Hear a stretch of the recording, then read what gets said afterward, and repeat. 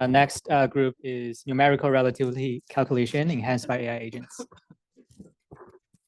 Okay, hi everyone. So we are like the group, and our group members are me and Rong Zhang and Shuo and Jiayi and Sheng, and we will be talking about the numerical relativity and using the toolkit, like the Einstein toolkit, and compile it with the MCP server and Lucian to do some analyzing data job. So let's begin. So yeah, so this work is a collaboration among our across department, across group collaboration with ICME physics and also material science. So I will introduce why this problem is interesting and important. So on the right hand side, you can see the observation that was popular like maybe five years ago by Event Horizon Telescope of the radio signal from the surrounding material around the central black hole in our galaxy. And the left-hand side is the theoretical prediction given by the numerical simulation of all the fluids around the black hole. And to do that, we actually need to solve the Einstein equation near the black hole, as well as the hydrodynamics and the and the electromagnetism around there. And so luckily, we have a software that's called Einstein Toolkit that was developed over the maybe 3 or 4 decades since the end of last century.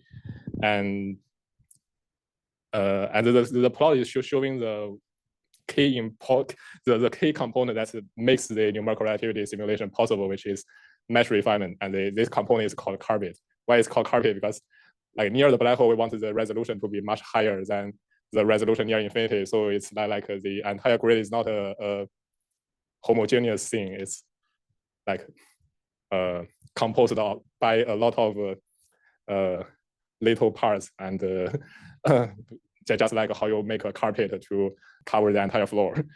Actually, this simple idea is kind of a bottleneck that tracks the numerical relativity community for a long time. That was only solved in maybe 2005. More recently, there have been a lot of progress in using GPU for such kind of calculations.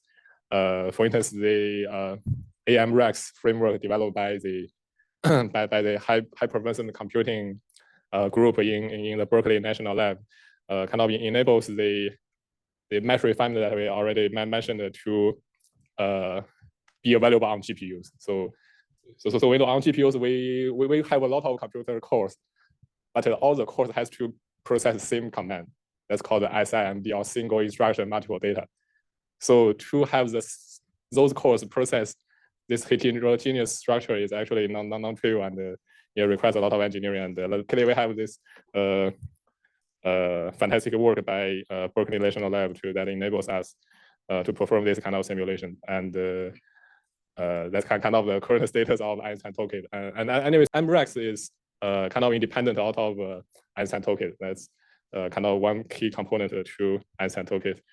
And so for instance, nowadays we can run simulations even on our laptop. And for instance, here is a short simulation of a boosted binary black hole. And this is simulated in the frame that's co-rotating with the binary, so that we see the binary is not apparently moving on the left-hand side. And the surrounding rho density or rho energy is the dark matter density around the binary black hole. And we can see a spiral structure in the XY plane and a weak structure perpendicular to the plane. So that's kind of the things that Einstein Toolkit can do. And these 2 days we kind of have this thing to work seamlessly with the LLMs to have the MCP tool be able to run Einstein Toolkit command in the conversations.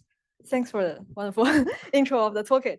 Well, we like to classify what we can achieve with after we connect the server to the AI agent like Lucian into like 2 types. One is the ultimate execution of the Einstein Toolkit, and the other is analyze the data it generates. So the first part is basically, as you've already learned, that Einstein Toolkit is a quite involved bundle of different tools to calculate the Einstein field equations. So after connecting with the server, the AI agent like Lucian can identify the tests of across the folders of this involved bundle of tools, and it can pick one unit test to perform, and it can also just execute the ones you liked it to run. And also there are some flexibility where you can specify the input parameters and also the type of the specific type of the unit test it runs. And after it runs, it will save the results and the errors into some log files. So the second part is that it can analyze the data generated from the unit tests it just performed.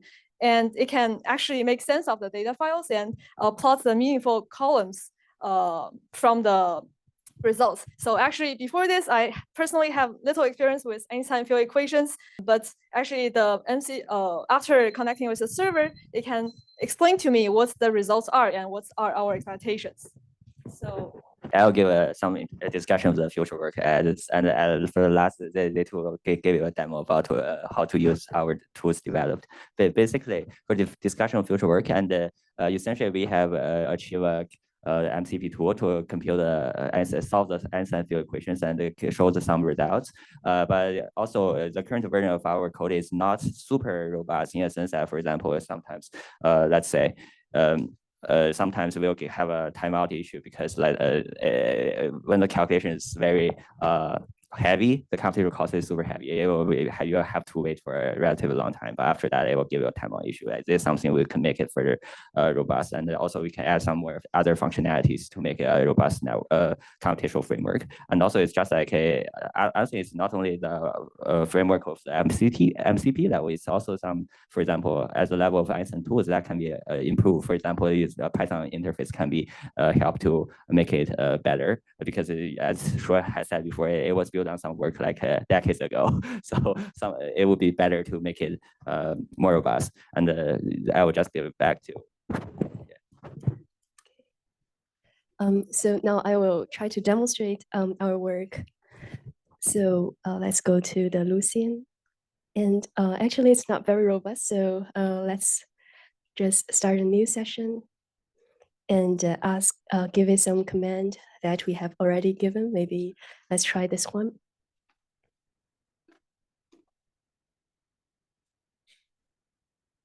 Hopefully it doesn't time out.